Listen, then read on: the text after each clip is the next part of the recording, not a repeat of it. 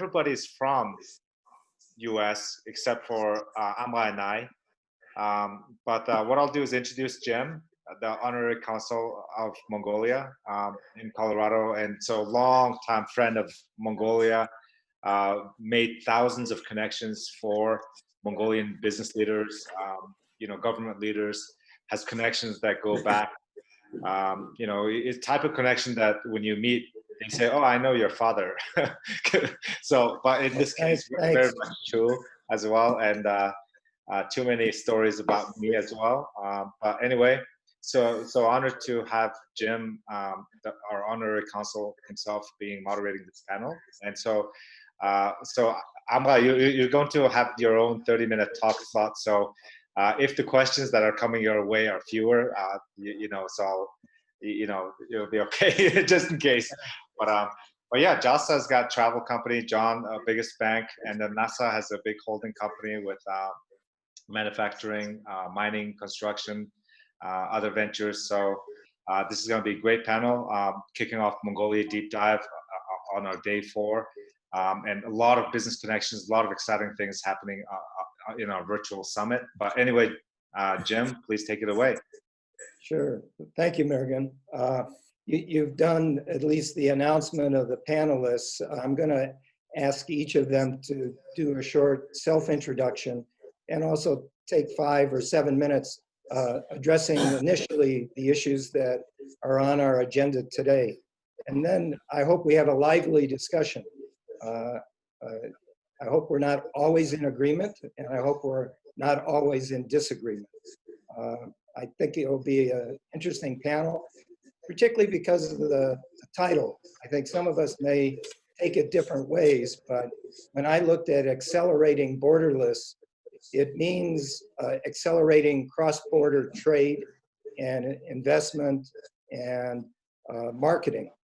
And I think that in itself is a bit challenged today because of the COVID-19 virus. And I'm also going to propose because of some growing nationalism that's occurring across the globe.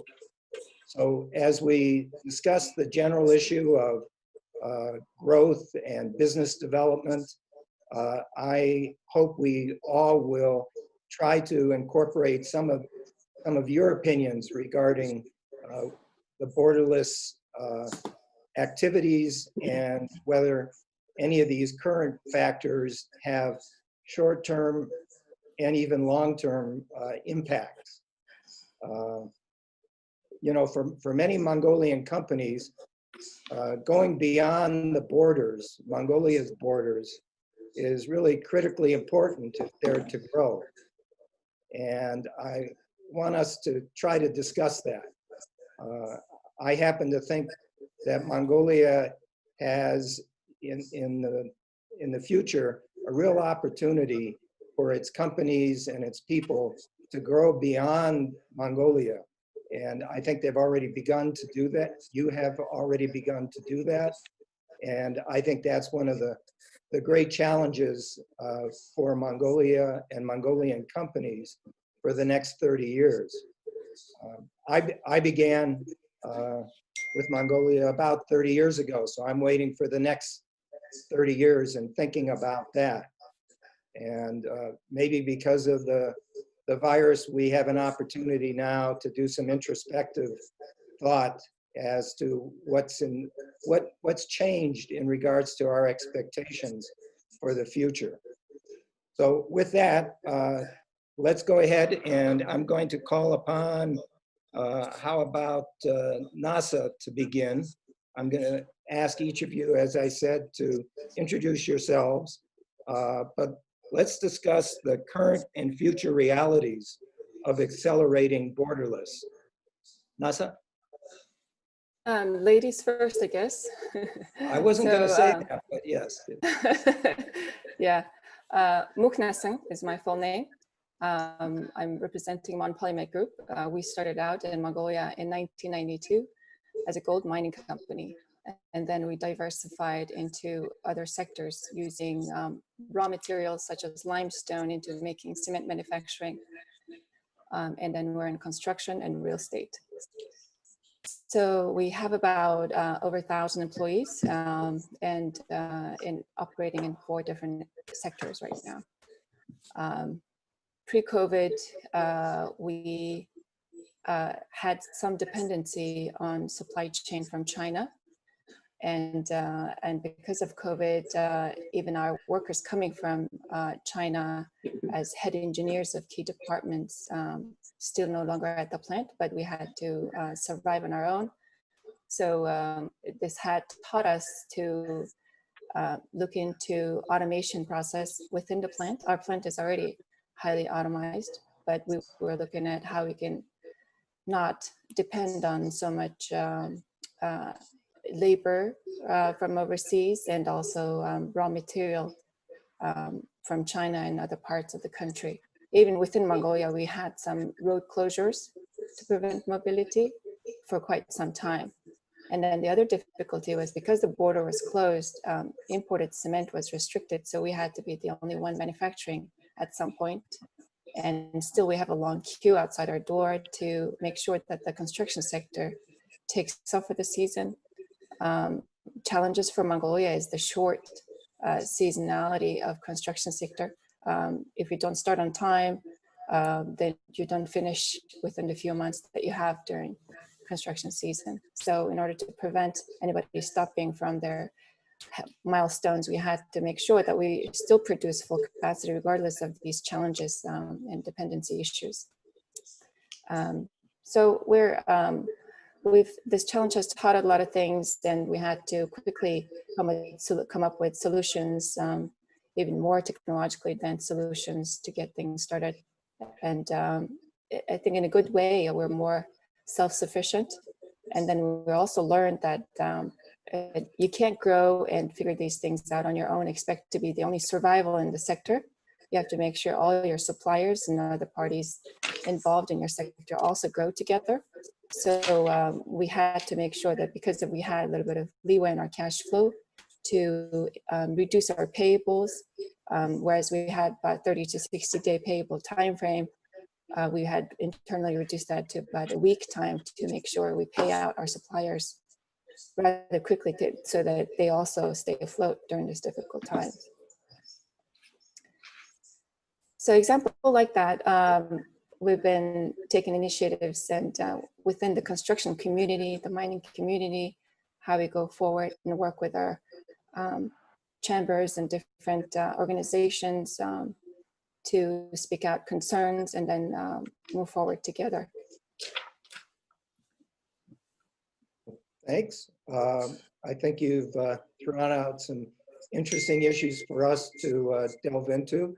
But let's go next to John, and a short introduction, please, and maybe your initial thoughts, John.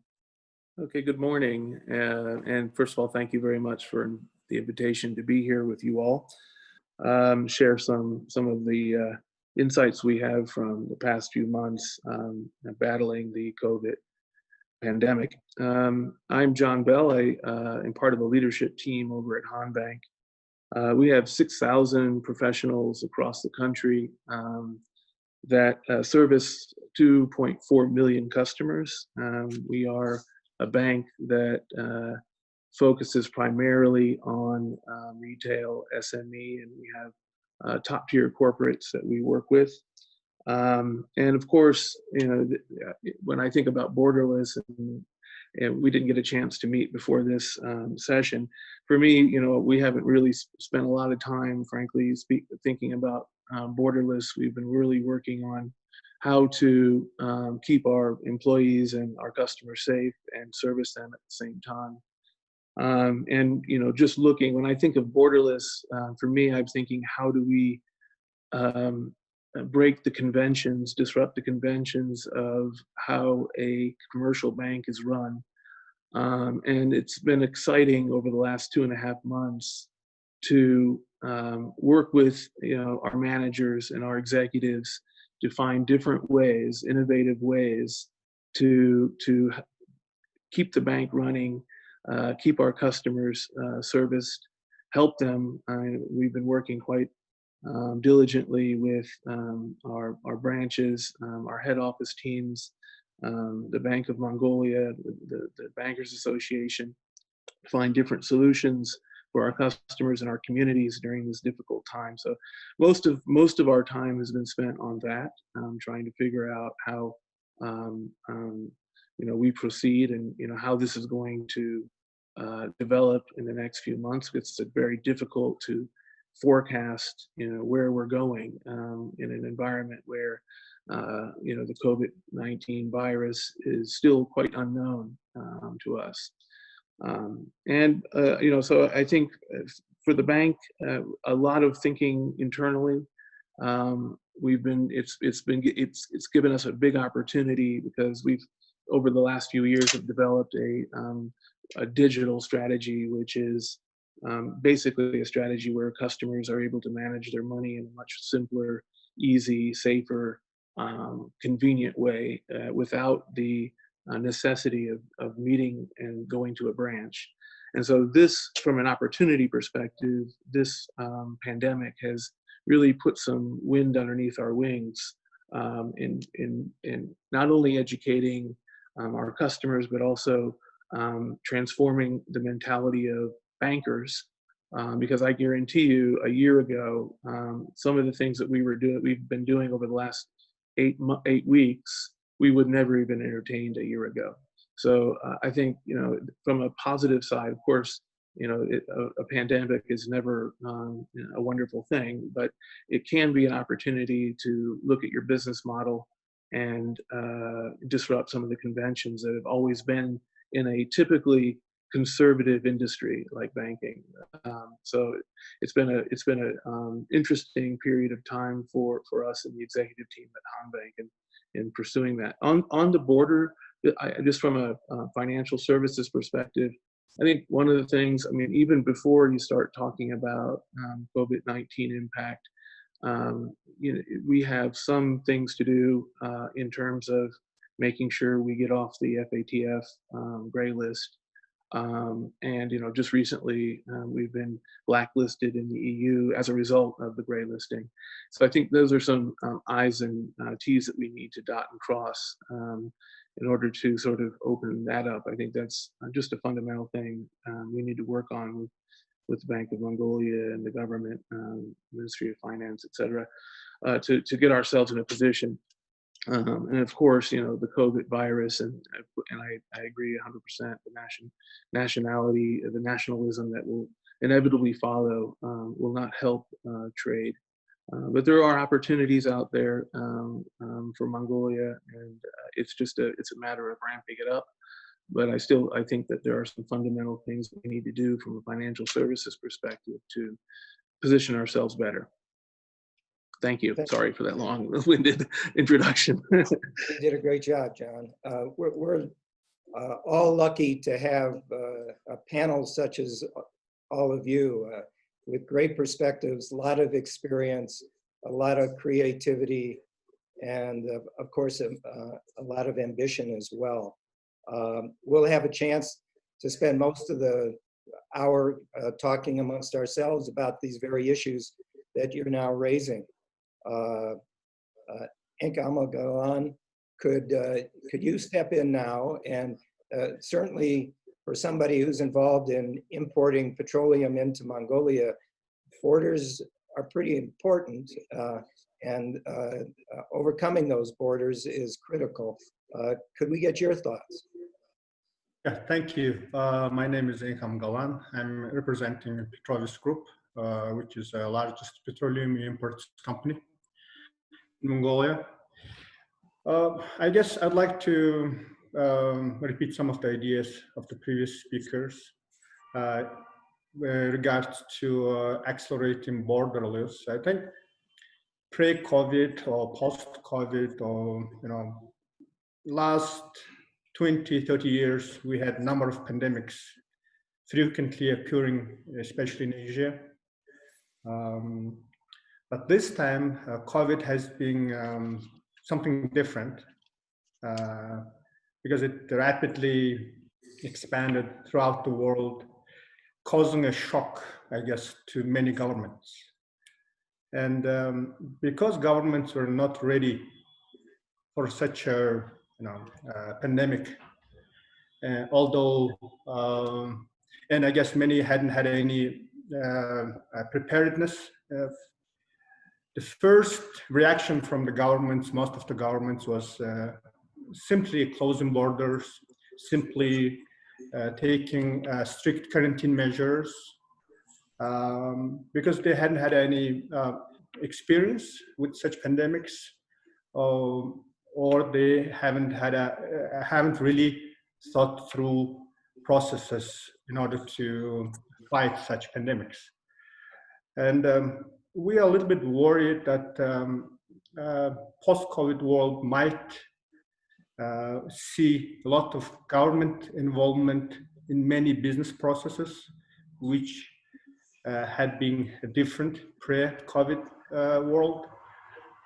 So I think businesses really need to work now a lot closer with the governments to help them to make sure that their policy making in the new world really make sure that the businesses continue to operate in order to be able to generate wealth for the nation.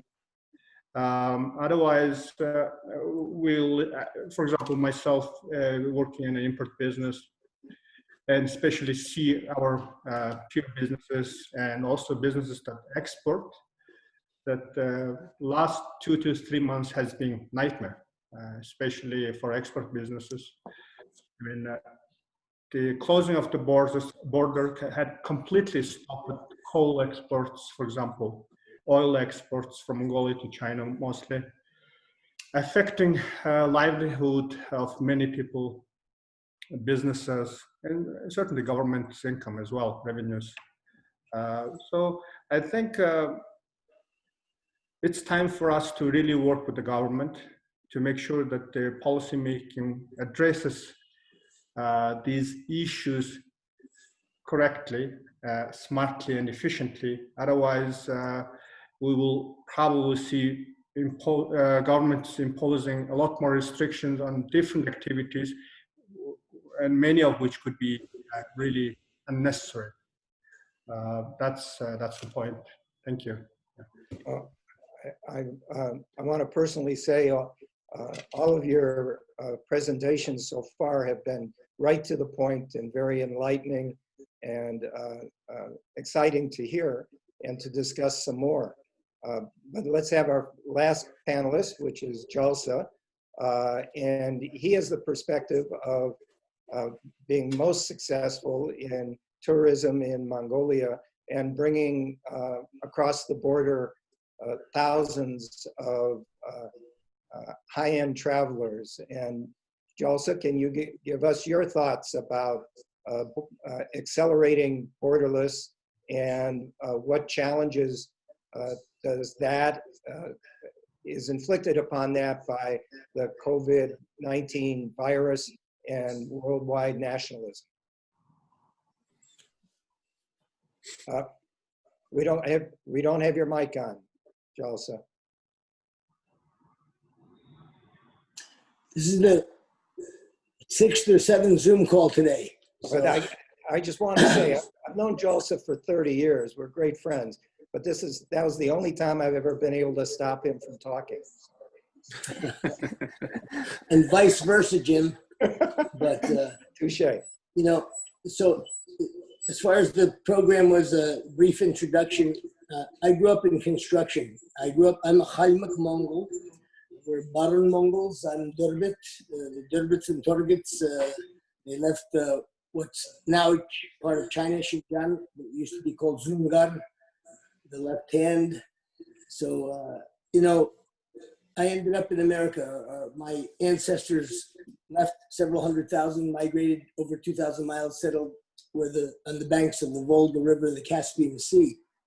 And long story short, I ended up in the first Khalmyk Mongolian community in the US. 1952, about 580 Khalmyk Mongolians arrived in the US. Survived Stalin and Hitler, fled from Stalin, survived the camps, displaced persons camps in Germany. And that's where I was born and raised. So Halmak Baran Mongol was my first language. I learned English in kindergarten. And so, of course, I was fascinated with my ancestry, and I ended up in Mongolia over 30 years ago. In fact, I was invited by Byamba Sudan in the first political delegation opening an embassy in Washington in 1990. So I arrived in Mongolia in September of 1990 after it became a democracy that year. So it's been an amazing journey. I started the U.S. Mongolia Business Council, which became the North American Mongolia Business Council, to host the first presidential visit in 91. And Jim and I met in 91 later, I think at the Prime Minister's Roundtable that the Business Council sponsored in Mongolia.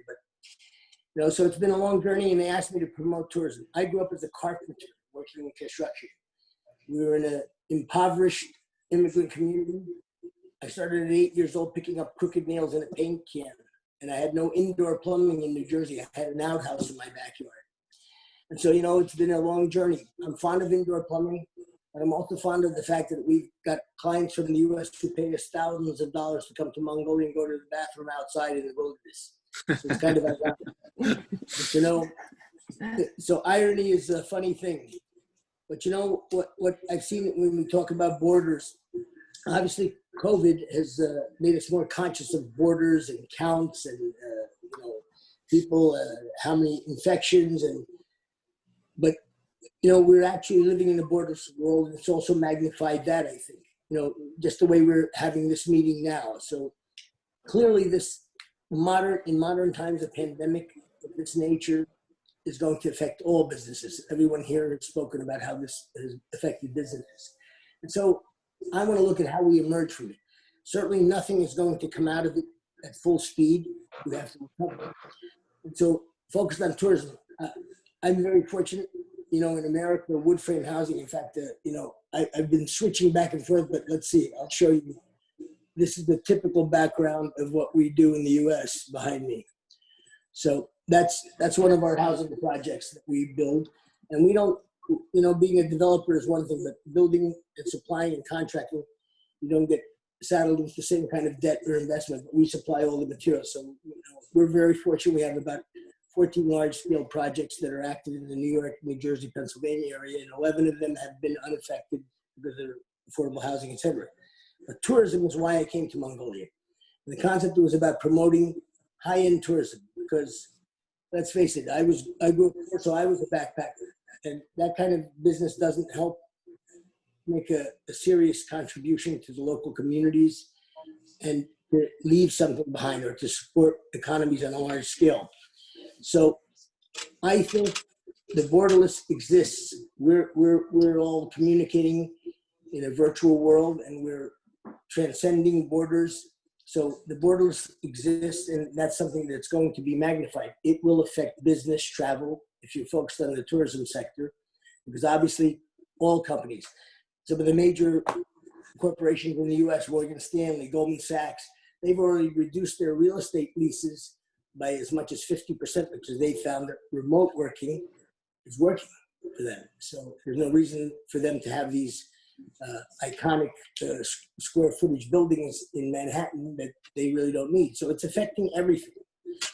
And I do believe that, companies in Mongolia, this proves they can compete. Talent in Mongolia can perform and can be effective and excel internationally. And they've been doing it already. And when I look at the resilience of the Mongolian economy, as Ankham Glenn, you mentioned, we've been through this Hong Kong flu, swine flu, SARS epidemic. And Mongolians have their own particular idiosyncratic issues, forest fires, reports of bubonic plague. So in 30 years of tourism to Mongolia, we've survived all of that. And, I think focused on that sector, people are going to be looking for a different kind of travel. Family travel is going to be more important. And you know what? They're wide open spaces. When you talk about social distancing, I tell people, Mongolians have a saying, translated, only in wide open spaces do you truly have vision. So Mongolians, even if they grow up in the capital, where more than half the population is, they all have relatives in the countryside. And that's what was very striking to me from 1990 on, When you go out to the countryside and you can see this way of existence that we have to preserve, this nomadic way of existence, living in harmony with nature, as we all know in modern science, the planet is in jeopardy. So I've been committed to conservation. This is also an opportunity to promote Mongolia. And of course, we have people in the mining sector, which is, obviously the largest industry in Mongolia. Well, you can do mining, and it's a necessary industry. It's the most lucrative, it's the most impacting. But tourism is also one. So at the same time we explore the treasures under the earth, we can share the treasures on top of the earth with people. In this borderless society, it's about Mongolia being able to reach. So 30 years I've been promoting Mongolia. In America, 30 years ago, outer Mongolia meant you were lost off the grid.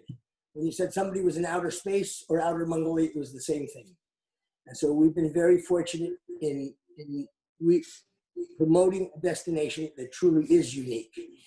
And the dynamics, it's all run by Mongolians. So there are different models for businesses. We've never had, our president is Undra Buinemik. She's a Mongolian young woman who went to Russia for her undergraduate and then got her master's degree in Cal State in Sacramento, but spent her summers helping her grandmother herd her sheep and goats. So I haven't been able to find a resume like that since then. And yet she runs both of the companies in the US. She's our president, and she runs it in Mongolia. And we have some amazing clients because 30 years ago we approached educational institutions. And luxury travel, luxury is an arbitrary term, but if you can look at a lake and watch 5,000 demoiselle cranes land, and not a single human, and someone hands you a really delicious cup of coffee as you watch a sunrise in Mongolia, that's luxurious. So the term is amazing. It's always arbitrary, but Mongolia can create luxury. Nobody believed because they had ger camps that cost $20 a night. It was the same routine. They looked like barracks. It was one of the remnants of the Soviet style of tourism. And Mongolia's come a long way. And I'm really proud of the people because it's run by Mongolians. We never had an expat come in and be our leader. We have Mongolians running the operation in Mongolia completely, our general managers, all of our managers. But what's really amazing is our US office is run by a Mongolian national, Undra. So she oversees the office in New Jersey, right outside of Princeton. This is the kind of empowerment we have to look forward to. And the investments we should make is in education and in helping to empower people. Because we look at this now, this pandemic that we face, medical education, all education. It's science that will help us excel. And Mongolians, I need some architects. Instead of hiring them in the US, I need some architects so we can digitally have them working. We're recruiting. We had a discussion today with my construction. And so the construction company is pretty amazing, also with great dynamic people. And look, in life, if out of this pandemic and this negative thing, it should add to our resilience. We have to build a resilient society, and we need to invest in those things that will help us be able to overcome. There will be more of these. It will happen again. Population increases. There are all kinds of scientific factors. So I think investing in our next generation is what's going to help us better be prepared to survive this in the future and to be resilient enough to grow from it. So it's going to be a comeback. It certainly is it's going to have an effect where some companies disappear, some industries disappear. It will change business as we know it in all sectors. But I think when we come out of it, for Mongolia in particular, that's the focus. I think Mongolia is going to be a great survivor. They've survived many, many things. And they also, in particular to tourism, I think they will be a more attractive place to go, with wide open spaces and a culture that's so rich and natural treasures. It's really important.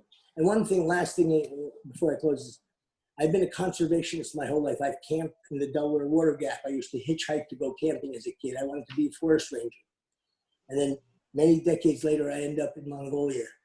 And it's been heartwarming because of all the places in the US, where I'm born and raised, with a foot in both worlds, there are beautiful places, but Mongolia still is the most amazing destination and the most amazing and vast and diverse country. And so I think that we have to look at what the future has in store for our sector of tourism It's a setback, but I think we have to emerge with making ourselves better. I'm very proud. We haven't laid off a single employee, either in the US or in Mongolia. We have about 27 full-time employees in Mongolia between the 3 Camel Lodge, which I built a decade after we started the expedition company. And we've laid no one off. They've made some concessions because there's no clients. We have 0 clients. You know, tourism was hit first and foremost, hospitality tourism. And for the record, hospitality, or the travel and tourism industry, is the largest in the world. It's about 10.2% of the GDP of planet Earth, and it employs 10.6% of all the human beings on the planet. Pretty amazing. There's times when petroleum, ExxonMobil, and all the other, it will exceed as far as GDP goes, depending on the price of crude oil per barrel. But it's always been the largest employer in the world, whether you're a coffee shop in Mumbai or you're a ger camp in Mongolia. It is the largest industry in the world as far as population that it employs. So all I can say is this: I think it's most important for us through all of this hardship to inspire people, remind them of their resilience, their ability to survive. And when I grew up from picking up nails in a paint can to becoming the largest wood frame housing contractor in America, and starting with 3 Mongolian guys in a country of Americans. And you know, 90% of the single family homes in America are made of wood. It's a renewable resource. And so I think if you set your mind to it, you can do anything. So 3 million Mongolians can have an impact in the world. If 4 Mongolians in New Jersey can become the biggest wood frame housing contractor in America, then anything can happen. Thanks, So, Jalsa. Thank you. We have 4 very successful, very interesting panelists. I'd like to drill down to some issues dealing with borders and borderlessness. Could some of you give follow up on the thoughts about communication? How with the COVID-19 virus, how has that changed your perspective of how to communicate with your own employees as well as with your customers and your suppliers? When Mongolia shut down, it wasn't just between Russia and China, but for a while you had the borders with the IMOCs that were closed off. John, how did that affect your bank?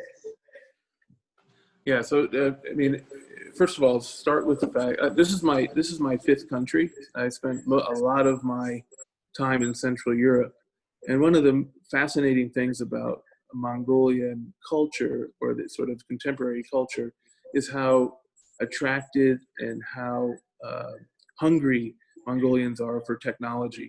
So I mean, if you think about the number of phones that are in Mongolia now, I think it's like 110% penetration or 120% penetration, and 60% have smartphones. So it is and a lot of that is just necessity, you know. And so I think the way we communicate with our customers, of course, it has to be clear and simple language on, you know, what's going on and during a crisis like this one. But that foundation of technology is already in Mongolia. It was already there when I got there. And we just sort of built on that and tried to take that momentum that was already existing and offer that to customers. So it really hasn't changed a whole lot. I mean, you know, we have to be extremely fast to produce new technology solutions for our customers, because the demand in the market is huge. And so from our perspective, that hasn't changed too much. What we're communicating has changed during the crisis, but how we communicate has been a lot, very, very much similar to pre-crisis times. Personally, I like to be in the room with my managers and executives and work with them. That has been a challenge for me, because I'm an old guy in this whole thing. And, you know, Zoom and all of this stuff is new to me, but it's something that you have to make an adjustment to, because you have no choice. And so we've been working hard on Zoom, and conference calls and text messages and working it through that way. But I mean, I have to say that I think as being one of the biggest crises that I've gone through, I think the way our management team in Mongolia and their primarily Mongolians have been extremely adaptable, extremely innovative and creative in the solutions that we came up with. So hats off to our management team in Hanbang. Of course, not everything worked out well. There's always things that we need to improve on, but it's been a pretty interesting and a successful period for us in terms of what we're doing to help customers during this period of time. Thank you. Galan, you raised what I thought was a really important and interesting observation about how government is going to respond and how businesses are going to respond with their government relations after this is over. Could you follow up on that a little bit? And then I'd love to give each of the three other panelists to comment on that very issue. Yes, as we all talk about, the COVID really disrupted business, disrupted supply chains, it disrupted business processes all over the world.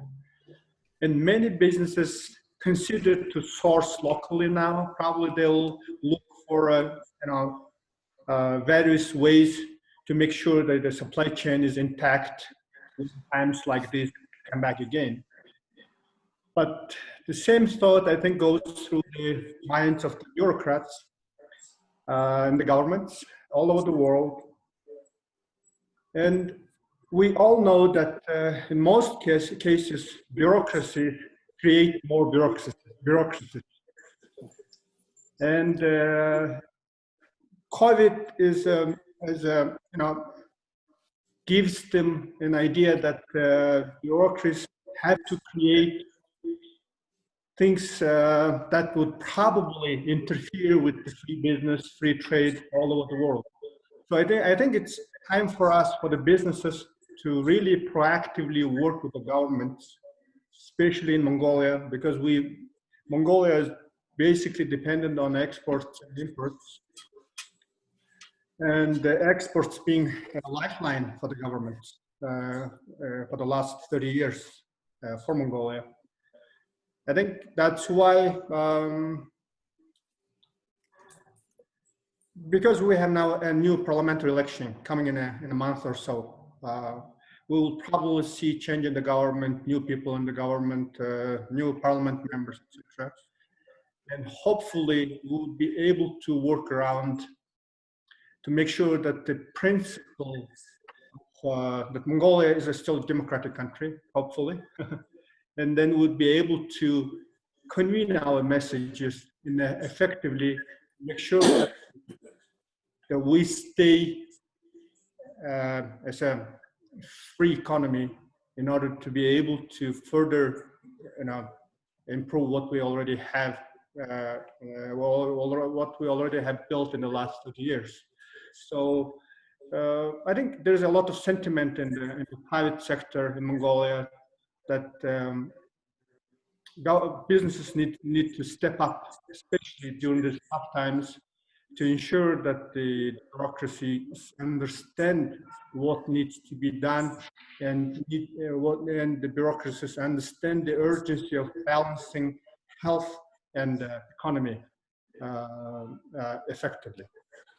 Good. Thank you. The others, could you comment? Yes, I think when you think about body of entities, I think the governments are the ones that are most affected during these times, rather than one single individual business on an aggregate basis.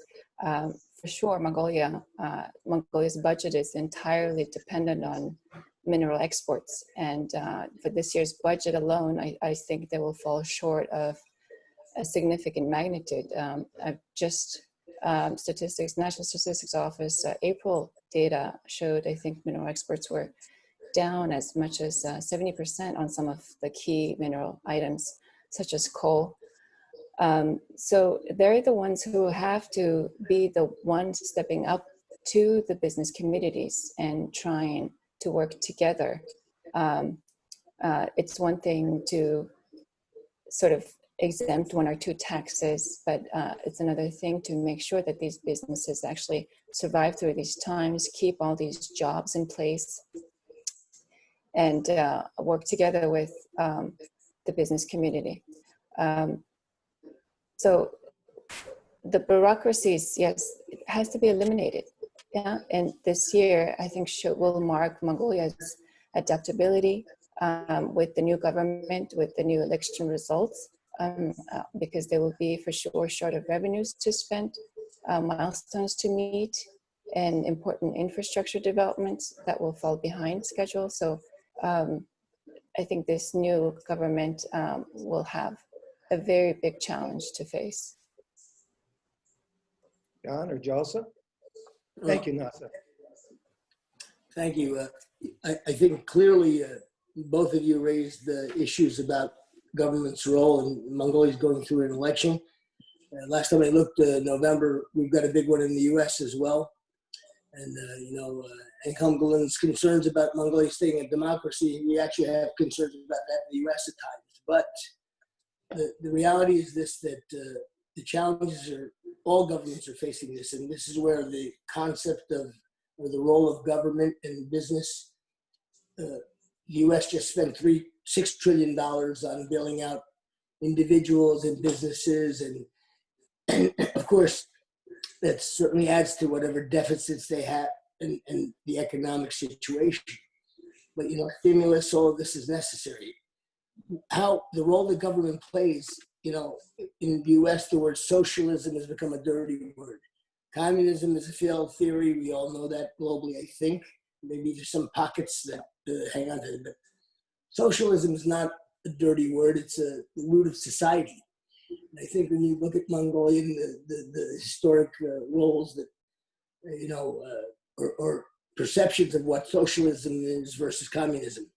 Mongolia had, when I came in 1990, they had a 98.3% literacy rate, and the US was 96.5.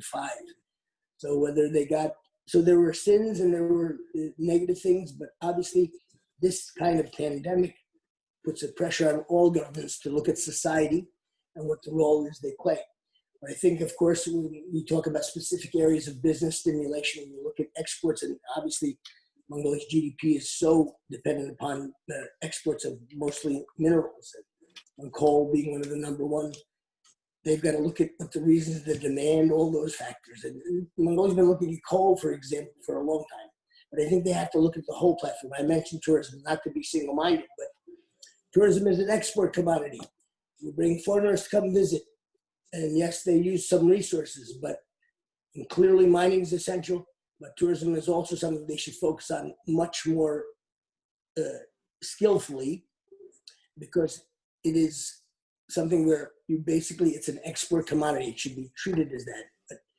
But anyway, government has a strong role, and in Mongolia, the challenges may be greater than the ones facing any government that's going to surface here after the election. But I agree with you. I think a coalition and them actually listening to business leaders, the concerns from all industries is important. So, and look, we'll evolve. We'll see what happens. I'd love to dig into it deeper about where the minds and where the new government will come from and who the new government is. So Jim, I'm sure, is going to dig into that eventually. But Thanks, Jalsa. John, you have such a background in emerging economies. I think you were at one point in the Czech Republic. You spent many years in Romania. Your thoughts about this, as well as the issue of nationalism that we've touched on briefly so far? Yeah, so I mean, I actually was in Romania during the banking crisis in 2009, 10, 11, and 12. And it was quite a challenging period of time. And this is in some ways is the role of a government, is to backstop, an economy when you have challenges like that, and make sure that the regulations are in place to, once you go through a situation like we went through in 2009, that there are regulations in place to prevent further issues like that. And I think the COVID situation now is going to drive change, and I think things will change in terms of how we live our lives, the culture, and whether it's in the US or anywhere in the world. I think we are going to approach socializing differently. This is a crisis that's much bigger than the financial crisis in 2008. And I think it's going to be an issue going forward on how we develop in a safe way and how we prevent something like this from happening again. And governments have a role in that, of course. It depends. You don't want government stepping in all the time, every time that there's a problem, and it has to be done in a fair way. But I think there is a role there for governments in a free market economy to come in and help the economy move forward and help it to survive that period that we're in right now. And hopefully we have this thing under control. Hopefully we're trending in the right direction. Like I said earlier, I don't think we all understand completely the science of the COVID-19, and hopefully we won't get a second outbreak because I think that will really be a problem going forward. But that's why it's very hard for business leaders to forecast what's going to happen down the line, no matter how much backstop they have from governments. And here in the U.S., there's a balance that we all have to strike between being safe and killing our economy. And so, that we're going through that as we speak. I think Monday in North Carolina, things are starting to open up, and there are debates all over the place. And I think, thankfully, at some level, the proactivity of the Mongolian government, because we were taking steps back in the third week of January, and they were quite tough. And maybe many of us didn't think they were that necessary. But I mean, the success story around Mongolia and how they survived this COVID situation is a Harvard business case, because I think they've done a wonderful job in making sure that the cases were contained in a very strict manner, and that's a good example of good intervention. Well, I'd like to, with our limited time left, to ask each of you to take 1 or 2 minutes and identify something good for business and cross-border trade that will come out of the COVID-19 experience, or something that is going to be negative. And John, would you start? Okay, I really liked what Jalsa said earlier about how attractive Mongolia can be as a travel destination and as a country that has proven it can contain a virus like this. And I think that is going to be an interesting model going forward for the tourism industry in Mongolia, because those are two powerful things. First of all, it's a beautiful country to see. It's got a beautiful landscape. It sits on right on the border with highly populated Asian countries, and it also has proven to be effective at managing a pandemic situation. So I think for me, I think that's a very positive thing for Mongolia. For the negative part, I think there's still homework that we need to do in the financial services industry to get ourselves, like I said before, off the gray list. Because maybe what is going to hurt Mongolia more will be something along those lines rather than the COVID situation. So for me, I think hopefully within the next year we'll be able to remove ourselves from the FATF gray list, remove ourselves from a restricted list in the EU, because those are all important trade partners for Mongolia, and scale up the business. I know that there's a lot of retail businesses that are opening up, Mongolian retail businesses in Europe. I know that there's, the cashmere trade is something that's interesting in the US and in Europe and in Asia. But I think the COVID, that's something that we can survive. I think we need to make sure that cross-border payments are flowing smoothly, and that investors see Mongolia as a destination where they can invest their money and they can take it out with ease. So that environment, that investment environment, also needs to be improved, and I think that's right along the lines of gray listing and the restrictions the EU has placed on Mongolia. M. Galan? Yes. Well, I think post-COVID international trade, I mean, the only issue, I guess, how do we get back demand? There's no demand. A lot of businesses suffer. On a negative side, I think it is really now dependent on smart policy making by the government. So it just remains to hope that that our new government will make sure to address these issues efficiently and on time. On a bright side, I guess, Mongolians, I guess, resilient and disciplined people. We've seen that we could take actions proactively and in a united fashion, and we could, as a nation, could really look to one direction and make things happen. So I think we should do the same as we try to rebuild what we have lost during this pandemic and then get back our economy in better shape. Thank you.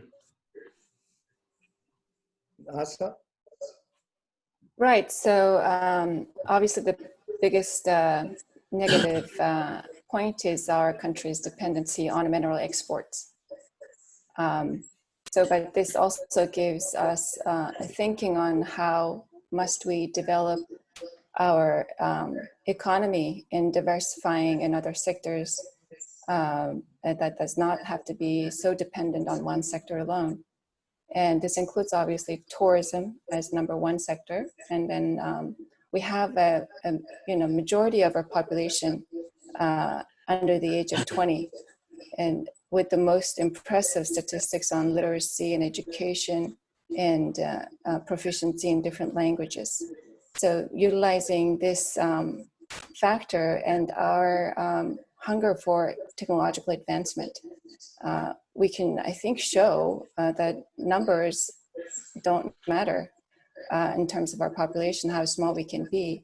Because everybody's plugged, because everyone is so active, and because we can put together a conference like this in a matter of a few days, shows you that we can indeed go borderless in helping to develop our country. So this is in a bright light, a good positive impact. Thank you. Jalsa, your final thoughts? I think it's refreshing to hear people who are involved in the mining and mineral sector to understand that tourism, coal prices, copper, all these different minerals and commodities are prices that are dictated by the demand and the global market. Tourism is a different thing. It's experiential. Mongolia has a unique opportunity. It's not about volume necessarily. If coal is X amount per ton, the more tons Mongolia can export, there's more revenue. If the quality of the experience is increased for tourism, I've always been a proponent of higher end and giving a quality experience. So I love the idea that people will look at other and diversifying. If you can be dependent on your ability to market Mongolia, trust me, after 30 years of marketing Mongolia, every moment I get, even in my construction, there's not a single colleague client that we have in construction. We do a lot of construction that doesn't know about Mongolia. And I've even had a few of them come visit as a result of that. So looking at other industries, and again, tourism is also susceptible, just like this. COVID was the first thing affected. So diversity is the key, having multiple industries and But Mongolia, you mentioned it, John, it's just amazing. We talked about cell phones, about technological capability. In the late 90s, when cell phones were prevalent and became accepted, Finland, Nokia, was the #1 per capita users of cell phones, and Mongolia was #2, believe it or not, within a very short, in less than a decade. They were second to Finland per capita in the world. So when you have herdsmen who have 2 cell phones in their dell, it's quite amazing. You know, when they first came out and they sent text messages and there was no signals because there were a few towers, and I was with clients and they saw them throwing the cell phones in the air when they sent a text message. I thought, that's called Mongolian ingenuity. So you take that a step further. I mean, I caught myself on top of a hill throwing the cell phone up in the air to get messages and send them. So, you know, I think looking at Mongolia, its resilience and our history and culture, and what they also have from a natural history standpoint, and, you know, again, not to be single-minded, but the good side and bad side is what the question was initially, Jim. And obviously the bad side, we've seen it. We all have our own personal examples in our industries. The good side, as a conservationist, is the ozone orifice is the smallest it's been in 2 decades. Venice, the canals, you can see fish in them. So obviously when they're empty, people in LA said, that's what stars look like. I mean, for the first time in decades. So in Mongolia, that's something that will continue even as we ramp back up and those issues come again. But we should learn a lesson about the jeopardy the planet is in and what condition it's in. So again, looking for those industries that are more benign, and we have to look at the sustainability, cultural, wildlife, and the environment. Yet we still need industry like mining to support this, you know, population we have. But anyway. I want to make the observation that this is a global summit, that Mergen's efforts and all the people involved with this summit are a demonstration of that borderless approach. And I want to thank all of you, John, Jalsa, Nasa, and Galan, for, I think, a truly inspiring and interesting discussion. And if Mergen is still on, there he is. Want to thank you for giving us this opportunity to present these views and a well-run summit, and let you call us an end. And maybe Jalsa and I will return to where we were at 6 this morning and grab another bourbon. But it's all yours. I'll send you a Zoom link, Jim. All right. Oh, you know what? You guys can enjoy the bourbon while watching some of our talks. You know, Amra is going to be talking next, followed by Ata. You know, Ata is a rising star, very humble. Even I didn't know about this until recently, that he grew his business 6x, more than 6x in 2 years. Who's this Asa guy? Big job. Yeah, Ata, the same guy, you know. So he's going to be talking. So let me just say a few parting words again. You know, sounding off Jim and all of you, thank you so much for all the insights. This was an amazing panel. You know, we had day one, we had, you know, in our 3 regional panels, we had, you know, 13 panelists from 11 countries representing 50 countries. There was a ton of insights. At the same time, we did really, really well. I'm not comparing panels, but we did really great. Just quick notes to all of our listeners. We had Mongolia Investment Huddle sponsored by International Deal Gateway this morning, just an hour before this panel, which was really fantastic. We had some Mongolian companies presenting to more than 10 investors. And IDG, our global partner, has 6,000 investors in 100 countries. So we're looking at opportunities. We're looking for ways to promote Mongolian companies and help make connections there. And then today is our big day. You know, it's our Mongolia deep dive. At the same time, we're finishing the day with business as a force for good. So Jalsa, I think you'll enjoy that. We have somebody like Bart Houlihan, co-founder of B Lab, you know, impacting 70,000 companies worldwide on being impact. And then also he's former president of N1 Basketball Shoes for all the basketball fans in Mongolia. We also did a happy hour earlier. We'll upload that. And we have multiple Grammy-winning, multi-platinum producer Jerry Wanda tonight as part of our evening, fun events between 7 Nice. and 8:30. We have a bunch of fun events. We have Mongolian fashion show at 7 p.m. We have a Netflix star, Vandana from We Speak Dance show, doing a dance for us. So that's a very famous show. And then, of course, we have Bartola and keynote, and then closing panel on Impact panel with former YPO International Chairman Pascal, Laura Koch, who's Chief Engagement Officer of Be Women Solutions. So Jalsa, I think with Ondra and NASA, we can start Be Women Solutions in Mongolia to help make businesses impact. And you are already impact, so I think we can lead the charge even more. So really appreciate you, commending our efforts. Thank you so much. American, can I add one thing? You may not be able to hear it, but let me just point out that tonight our time, morning Mongolian time, we have people from North Carolina on this panel, from New Jersey, from Colorado, and Ulaanbaatar. But what is happening outside right now has become a tradition during the pandemic here in Colorado. And there's a Mongolian component to it.